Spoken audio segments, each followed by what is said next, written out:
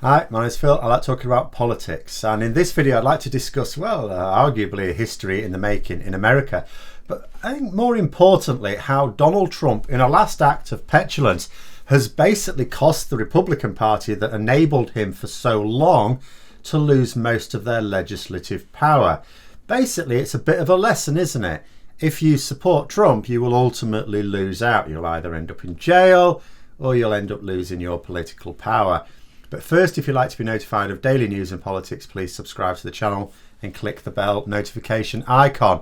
So, at the point at which I'm doing this, it looks almost certain. Hopefully by the time it comes out, it is actually certain. But it looks like the Senate runoff seats for Georgia that were triggered by inconclusive results back in November will have flipped to the Democrats. You know, in short, this has two huge implications for the United States, quite frankly, politically speaking. One, Mitch McConnell, the guy who likes to think of himself as the grim reaper of legislation. You know, the particularly despicable leader of the Republicans in the Senate, basically, who just spends all his time blocking anything useful happening. And formerly, the Senate Majority Leader has lost his power to block Biden. And he will not be able to block Biden's appointments. He won't be able to block his primary legislation, including, of course, on issues such as climate change, as well as inequalities in general. And importantly, COVID. McConnell was blocking even Trump on COVID measures this last week. And the second thing is that Joe Biden, from his point of view, he's gained a lot. He's going to begin his presidency without really being shackled to the same extent that may have been. It's still true that the Supreme Court is packed out with Republican toadies, and the Supreme Court doesn't half get involved a lot more than it does, say, in the UK. And that'll inevitably be a factor in Biden's administration from time to time. But legislation can now be passed with relative ease on a number of areas. And I say relative ease because, you know, it's still something that would have to have broad Democrat support. He needs to have all the Democrats on his side with this. And this is because the Senate will now have a 50-50 split. It seems odd to celebrate a tie as a win. Americans aren't really used to doing that. They don't half get confused when over in Europe we have sports that can end up in a draw. So what do you mean a draw? Who won? No one won. It was a draw. But this is a win for America. 50 Democrats, 50 Republicans in the Senate. And in the event of a tie, which of course there will be plenty of, the vice president casts the deciding vote. Oh look, she's a Democrat as well. And the fear was that although Biden was going to be president, that's certain. Doesn't matter. If at the point of doing this, even Trump is still saying, "Oh, you know, if only Mike Pence does his job, then I'm still going to be president." No, you're not, mate. You're not. But, you know, Biden as president could still have done a great deal. He could work on repairing the damage to America's image abroad. You know, that was well within his power. But he'd be much more limited, wouldn't he, in terms of what he can achieve domestically. And, you know, midterms 2022, people may see this Democrat president as a bit of a failure. It's like, well, what has he really done? And he could argue as much as he liked. It's bloody Mitch McConnell. He blocked everything. I couldn't really do very much. You know, the Republicans would block his every move, but blame him as well, because they're quite good at that. And there will still be challenges. I mean, that's out of the way now. There will still be challenges.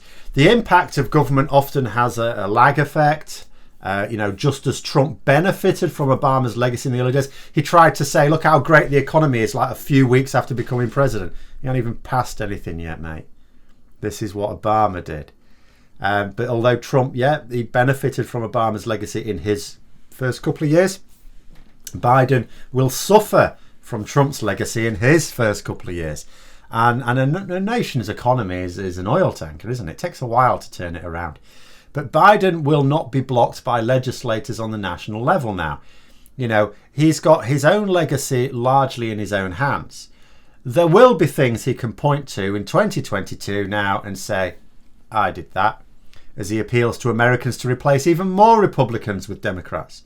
And let's look at exactly what caused this. Because people will point, quite rightly, to the massive turnout by groups that traditionally would not turn out that much, especially in a state like Georgia. Those groups turned out in massive numbers. But Trump was also a key factor. It's been said that if he just conceded when it was clear he'd lost the election, then the Republicans would have won at least one of those seats. They'd have been fully expected to do that, and they would have preserved their slender majority in the Senate. Absolutely all they'd need to hamstring Biden. And the Republicans would have had the Senate and the Supreme Court. The loss of the White House would have been a relatively minor setback for them. Wouldn't actually have been that big a deal. They could prevent the Democrats doing very much at all. Out them as being useless in 4 years' time, shoehorn their new but cleverer Trump into the Oval Office again. And Trumpism would have flourished because they'd have seen what it... And they still will. I think there's still that danger. They'll see what worked about what Trump did. And they'll just think, if we just had someone clever who does the same thing, it'll be blinding. And, this will be self-defeating behaviour for a staunch Republican. If Donald Trump was like any past Republican president, they wouldn't have done this because it's completely self-defeating. But this is Trump. He's not a Republican. He just used them to get power. It's all about him. Not only, I don't think he'll even be disappointed. People are going, Trump messed up here. Did it? I don't think he did. I think he might have even cracked a smile because it must surely feed his ego. Look at it from this point of view. We saw from that phone conversation with Raffensperger, didn't we? That, he was basically saying, look, I've got it within my power to help you or hinder you. I can get my support base out or not. Are you going to do what I want? And he'll be thinking to himself, well, I proved my point, didn't I? They didn't do what I want. And now the Republicans have lost. It's brilliant. Absolute boost to his ego, because he can think, Mitch McConnell, he thought he was more important than me. I've stitched him up now. I've shown him. He's lost his power now. And that was me. That was down to me. And this result does him no good. Might even do him some harm. Don't know. Could do. But it will have further inflated his ego. I can have no serious doubts about that. He will not, for example, take note of the fact that when he became president, the Republicans were in charge of not just the White House, but both chambers of the legislature, the House and the Senate. And he's left it with the Democrats now in control of all three. As far as he's concerned, that's a problem for the suckers that backed him. It's not his problem as far as he sees. He's only concerned with himself. I gather he isn't even planning to attend Biden's inauguration.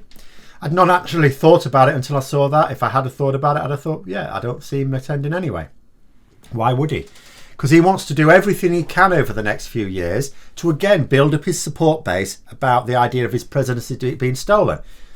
He's not going to reinforce the idea that his presidency was stolen if he turns up like a good little lamb to Biden's inauguration, is he? What may have surprised me is the rumour that he's planning on flying over to Scotland. It's only a rumour. There is some official plane chartered to Scotland on the 20th, the day Biden's supposed to be inaugurated.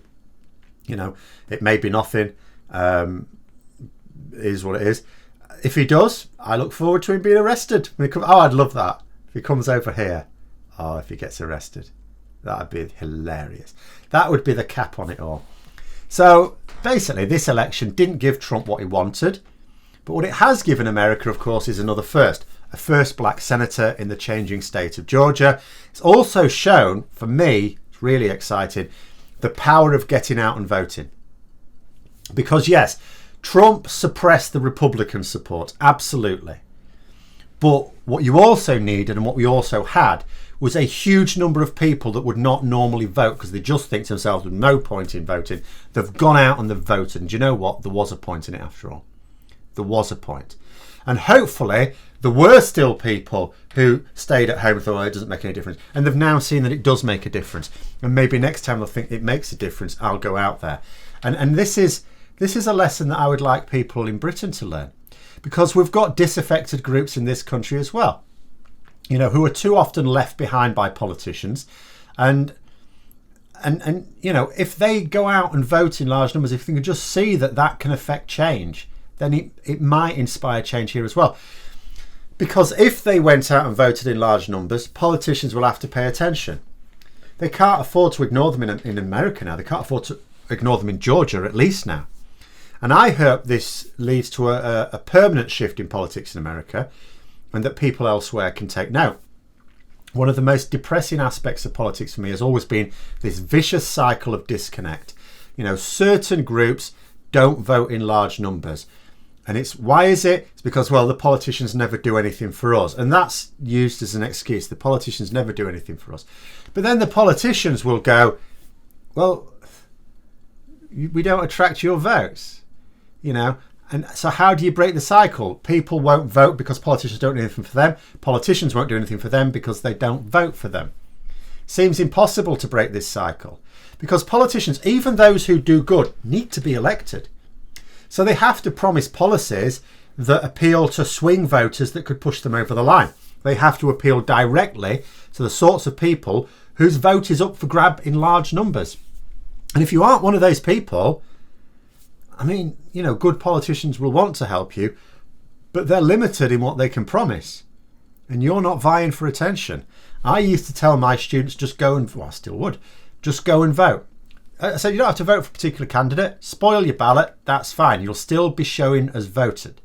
You know, the result will show that young people are voting, and then politicians will go, hang on, there's a load of votes up for grabs there. They'll take note. And then the next time there will be things, there'll be policies. And in the US, it took to break this cycle, it seems. And I hope it's just not a fleeting thing. I hope it's not just this one time.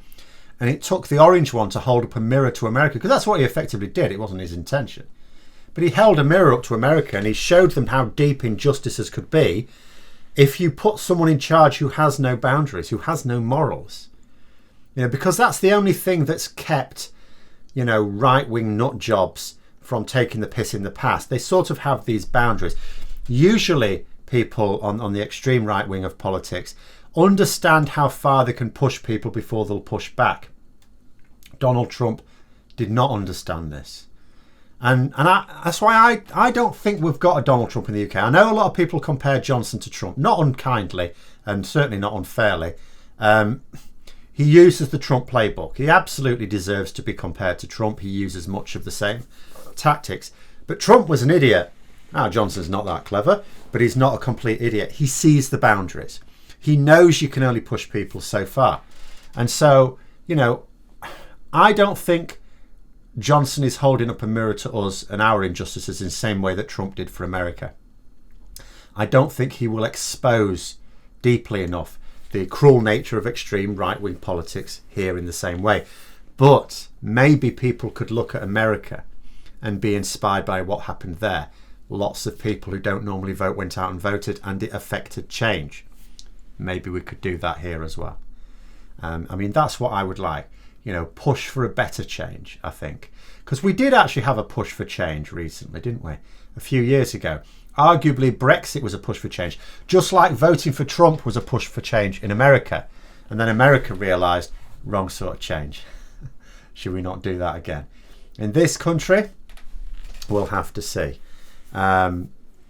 You know, because our push for change in 2016 was also misdirected towards our own harm. But those are my thoughts anyway. It's a nice start to 2021. I was almost thinking it was 2022 there. I just want 2021 to be over. All those people who thought, oh, I'm glad to see the back of 2020. I'm thinking, yeah, I think 2021 might be worse. For us in the UK at any rate. But we can at least be pleased that one badly done by country has at least said enough, and wistfully hope that maybe something of the sort happens over here too, before too long, preferably. But those are my thoughts. I hope you found them interesting. If you did, don't forget to click the like button. If you'd like to support the channel further, please also click the Patreon link for details.